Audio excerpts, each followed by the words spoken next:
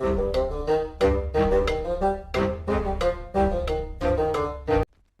you've decided to play Scorched Earth and very quickly realised that everything and its mum wants to kill you, including the weather. Well, here's some top tips for you to help you survive on Scorched Earth in Ark Survival Ascended.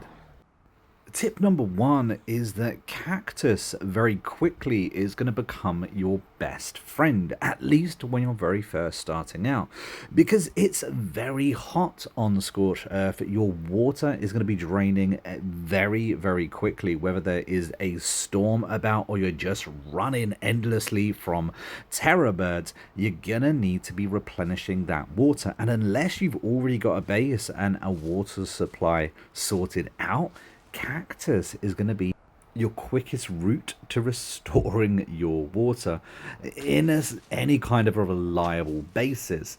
Cactus is absolutely everywhere on this map, and you can harvest it in a variety of different areas everywhere you go. So do yourself a favor and stock up as soon as possible. Another good supply of water is actually the water jug bugs that you can find on the map. Now you can also find the oil jug bugs on the map too. They give you very good oil, early oil in the game. But did you know you can actually kill the water jug bug, drag him around the map and use that water as and when needed? Of course, while the body is still alive or not decomposed anyway. When you're very first starting out in this game, it can be absolutely brutal, so getting your hands on a water jug bug can save your life. And as we're talking about starting out in Scorched Earth, if you're able to get to any of the obelisks, they all have a rich supply of materials around them. They're kind of almost like a little own oasis. I believe every single one of them has water, metal, pearls. You just need to look carefully enough. They all have a very rich supply of materials, especially red ob. Now, Scorched Earth came with a few rather unique engrams, one of those being a set of desert cloth armor. This is a unique armor that you get for popping into Scorched Earth, and it is designed to help fend off that pesky sun. They have pretty good heat resistance, and of course you can get ascendance in drops as well. Another unique engram within Scorched Earth is of course the return of the whip. Now I love the whip and playing the island for so long. I wished we had it sooner, but we finally got access to the whip. And did you know that every single thing that you can actually gather with your hands, you can do so better with a whip, including pearls. So get yourself over to Red Ob and get yourself thousands of pearls this way. The whip is so useful for a few different things. One of them of course is gathering materials, fiber, berries, pearls, what have you. The other is that it's incredibly useful for moving Encumbered Tames. Yes, that's right.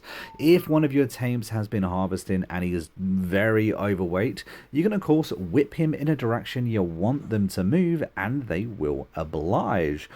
Something a few other people don't know is, especially if you're not playing PvP, is that a whip is very useful for disarming an opponent. So if you end up in a battle, take your whip out and take that weapon off them too. Another very, very important set of engrams that we got with Scorched Earth is of course the Adobe Structure. Now this is a special sort of structure that you can build that enables you to not die of heat within Scorched Earth. Now if you don't know, if you build in metal, if you build in stone, you will be very, very hot. As you can see, bottom right hand corner, I am burning to death right now, and that's because I am in a stone structure. That's a no-no on Scorched Earth.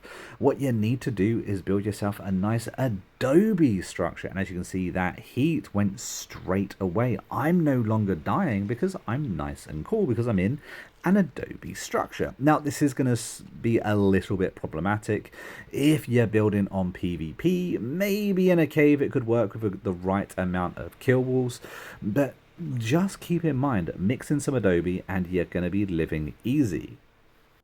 Now, when you do start playing for a little bit, you'll very quickly realize there are no beaver dams within Scorch. Not anywhere can you just pop to a beaver dam to get yourself some CP. However, it does have Megatheriums. Megatheriums are especially good at not only killing bugs, but also harvesting them. And when they do, they get themselves a remarkable amount of chitin. And there are bugs everywhere on this map, including mantis, where you can get organic polymer from them too. So do yourself a favor, pick up a Megatherium and get yourself bags of chitin and, of course, organic polymer. Now, we did mention pearls earlier in this video, and you can get a lot of them over at Redor, but did you know the river in the middle of Scorch is full of pearls? All you have to do is go down, hand pick them out, and you're all good to go. Pearls are actually surprisingly everywhere on this map. I was worried that we was going to struggle for electronics, but it turns out pearls are pretty much everywhere. And you know what? It's quite nice to get an abundance of pearls without having to use an anglerfish.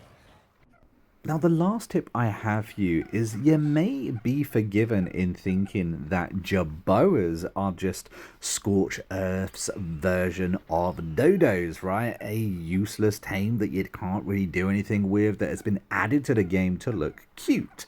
Well, did you know that they actually predict when a storm is about to hit? Yes, that's right, a Jabba is actually rather useful, and I would recommend taming yourself up one when you get the opportunity, maybe even a couple, because Jabos tell you when those pesky storms are about to hit.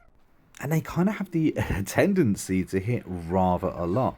If you pay attention to the Jabara, you can actually learn what type of storm is about to hit too. But guys, that is all I have for you within this tips video. If I left out anything rather important, let me know down in the comments. Be very interested to know what your top favorite tip for the community would be. But of course, guys, we do actually have an active and growing Discord as well. So if you want to jump into that, share your thoughts. Maybe you're looking for someone to play with. We're actually playing on a Daddy server at the moment. It'd be really good to have more people join that. So if you're interested on how to get on that Daddy server, you can find the link to the Discord down in the description of the video. But until next time, guys, I've been a monk, we've been a Critic Euclidus, and I'll see you in the next video real soon. Until then, take it easy, and of course, as ever, happy gaming.